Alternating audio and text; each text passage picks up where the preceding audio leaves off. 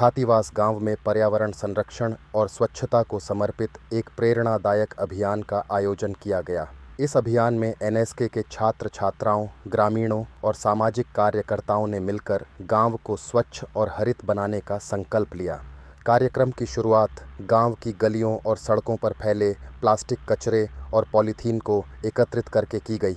इसके बाद छात्र छात्राओं ने घर घर जाकर ग्रामीणों को पॉलीथीन के दुष्प्रभावों के बारे में जागरूक किया और उनसे प्लास्टिक का उपयोग कम करने की अपील की। इस अवसर पर डॉक्टर नरेश कौशिक ने कहा कि हमारा लक्ष्य खातीवास गांव को पॉलीथीन मुक्त बनाना है। इसी उद्देश्य से गांव के प्रत्येक घर को कपड़े का थैला वितरित किया गया ताकि लोग बाजार से सामान लाने के लिए पॉलीथीन के बजाय कपड़े के थैले का उपयोग करें। कार्यक्रम के दौरान वृक्षारोपण भी किया गया। डॉक्टर कौशिक ने कहा कि पेड़ लगाना महत्वपूर्ण है, लेकिन उससे भी अधिक ज़रूरी उनकी देखभाल करना है। यदि हम पौधों को बचाकर बड़ा करेंगे तभी पर्यावरण संरक्षण का हमारा उद्देश्य सफल होगा। उन्होंने यह भी कहा कि बढ़ते प्रदूषण को कम करने का सबसे प्रभावी उपाय अधिक से अधिक पेड़ लगाना है। साथ ही हमें पीपल, बरगद, नीम जैसे पारंपरिक और स्थानीय पेड़ों को भी प्राथमिकता देनी चाहिए, क्योंकि ये हमारी जलवायु और पर्यावरण के लिए सबसे अधिक लाभकारी हैं।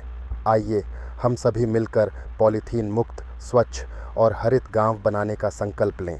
एक पेड़ लगाएं, उसकी देखभाल करें और आने वाली पीढ़ियों के लिए बेहतर पर्यावरण का निर्माण करें। खातीवास में आज पर्यावरण दिवस है, जैसा कि आपको पता है। उसी के संबंध में हम इस गांव में आए हैं। खास करके हमारे एनएसएस के जो स्टूडेंट्स हैं, वो वॉलंटियर्स, कि हम चाहते हैं कि ये गांव जो है वो प्लास्टिक फ्री हो जाए, यानी कि जो विशेषकर एकल प्रयोग का जो प्लास्टिक है उसको हम ख़त्म कर पाएँ। ये छोटा गांव है और इसको टारगेट करने का यही हमने सोचा, क्योंकि कम जहाँ लोग होते हैं तो बात जल्दी पहुंचती है और सहयोग भी मिलने की यहाँ पर हमें संभावना है। उसी को लेके हम यहाँ पर आज एकत्रित हुए हैं। हमारे स्टूडेंट्स और हम मिलके पहले इस गांव में जितना भी प्लास्टिक का कचरा है उसको एकत्रित करेंगे, उसको इकट्ठा करेंगे, उससे गांव की सफाई हो जाए, ताकि उसके बाद हम गांव को अल्टरनेट के रूप में वही प्लास्टिक की जगह हम क्या यूज करें। कई बार ये बात आती है, तो हर घर में हमारे स्टूडेंट्स एक एक कपड़े का थैला भी देंगे, ताकि गांव वालों को कोई भी अपना सामान लेके आना है, चाहे वो सब्ज़ी लेके आनी है, चाहे वो राशन का सामान लेके आना है, तो वो थैली में ना लेके उस थैले का प्रयोग करें और वो एक आदत बन जाए, ताकि जो पॉलीथीन गलियों में पड़ते रहते हैं उनको रोका जा सके।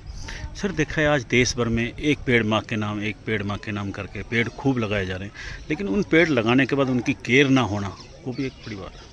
वो एक है समस्या कुछ हद तक, लेकिन अब अगर हम हमारी बात करें तो आप हमारे कैंपस में भी देख सकते हैं जितने भी पेड़ हमने लगाए हैं पिछले कई वर्षों से, हम तो लगातार लगाते आ रहे हैं।